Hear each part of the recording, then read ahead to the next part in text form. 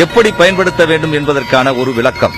Centre மீடியனில் இருந்து இதை 4 டிராக்குகளாக பிரித்துக் கொள்ளலாம். உதாரணத்திற்கு சென்டர் மீடியனை ஒட்டி இருக்கும் இந்த பாதையை முதல் டிராக் என்று எடுத்துக்கொள்வோம். இது சுமார் 50 மீட்டர் மட்டும் உள்ளது. இது எதற்கு என்றால் வலது பக்கமாக திரும்பக்கூடிய வாகனங்களுக்காக போடப்பட்ட பாதையாகும். இந்த பாதையில் நேராக செல்லும் வாகனங்கள் வரக்கூடாது. வலதுபுறமாக திரும்பும் வாகனங்கள் இந்த பாதையை சுமார் 50 மீட்டருக்கு முன்பே வலது பக்கமாக ஒட்டி வர வேண்டும்.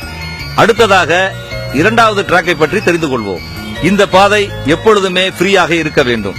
ஏனென்றால் மூன்றாவது டிராக்கில் வரக்கூடிய எந்த வாகனமாக இருந்தாலும் ஓவர்டேக் செய்ய இந்த இரண்டாவது டிராக்கை தான் பயன்படுத்திக் கொள்ள வேண்டும்.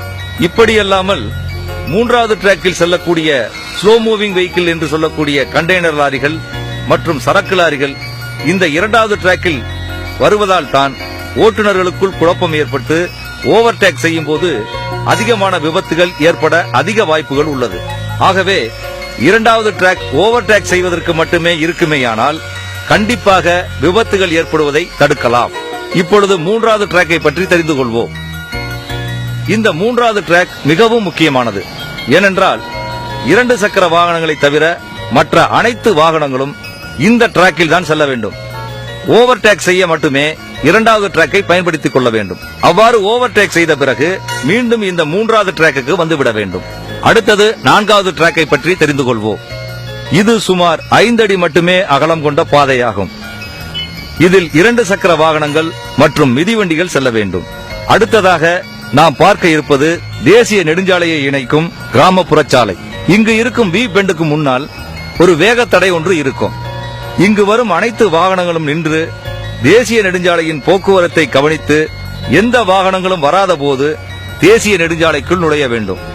அவ்வாறு கவனத்துடன் நுழைந்தால் விபத்து ஏற்படாமல் தடுக்கலாம். இப்பொழுது நீங்கள் பார்க்கும் இந்த தேசிய நெடுஞ்சாலையில் யூ-டர்ன் செய்வதற்கும் கிராமம் மற்றும் நகர்ப்புற வாகனங்கள் இந்த பாதையில் குறுக்கே செல்வதற்கும் எந்த பாதையும் இல்லை. இப்படிப்பட்ட இடங்களில் எந்தெந்த வாகனங்கள் எந்த டிராக்கில் செல்ல வேண்டும் என்பதை இப்பொழுது நாம் பார்ப்போம். சென்டர் மீடியனை ஒட்டியுள்ள இந்த பாதையை முதல் டிராக் என்று வைத்துக் கொள்வோம். இந்த பாதை எப்பொழுதும் ஃப்ரீயாக இருக்க வேண்டும். இரண்டாவது டிராக்கில் வரக்கூடிய 2 சக்கர வாகனங்களை தவிர மற்ற அனைத்து வாகனங்களும் இந்த முதல் டிராக்கை ஓவர்டேக் செய்ய மட்டுமே பயன்படுத்த வேண்டும். இந்த தேசிய நெடுஞ்சாலையில் இரண்டாவது டிராக்கை பற்றி நாம் தெரிந்து கொள்வோம். இந்த இரண்டாவது டிராக்கில் 2 சக்கர வாகனங்களை தவிர மற்ற அனைத்து வாகனங்களும் இந்த டிராக்கில் தான் போக வேண்டும். குறிப்பாக இதில் சரக்கு வாகனங்கள் மற்றும் கனரக வாகனங்கள் இந்த பாதையில் தான் வர வேண்டும். இப்போது இந்த தேசிய நெடுஞ்சாலையின் 3வது டிராக்கை பற்றி நாம் தெரிந்து கொள்வோம். இதில் சைக்கிள் மற்றும் 2 வீலர்கள் மட்டும் செல்ல வேண்டும். தேசிய நெடுஞ்சாலையில் வாகன ஓட்டிகள் சரியான பாதையில் அளவான வேகத்துடன் சென்றால் எந்த விபத்துகளும் ஏற்படாது. தேசிய நெடுஞ்சாலையில் எந்தெந்த டிராக்குகளில் எந்தெந்த வாகனங்கள் செல்ல வேண்டும், எப்படி செல்ல வேண்டும் என்று உங்களுக்கு மிக தெளிவாக புரிந்திருக்கும். ஆகவே இந்த நேரம் முதல் சாலை விதிகளை பின்பற்றுவோம் என்று உறுதிமொழி எடுத்துக் கொள்வோம். சாலை விதிகளை மதிப்போம். சாலை விதிகளை மதிப்போம். சாலை விபத்தினை தடுப்போம். சாலை விபத்தினை தடுப்போம். சாலை விதிகளை மதிப்போம். சாலை விதிகளை மதிப்போம். சாலை விபத்தினை தடுப்போம். சாலை விபத்தினை தடுப்போம்.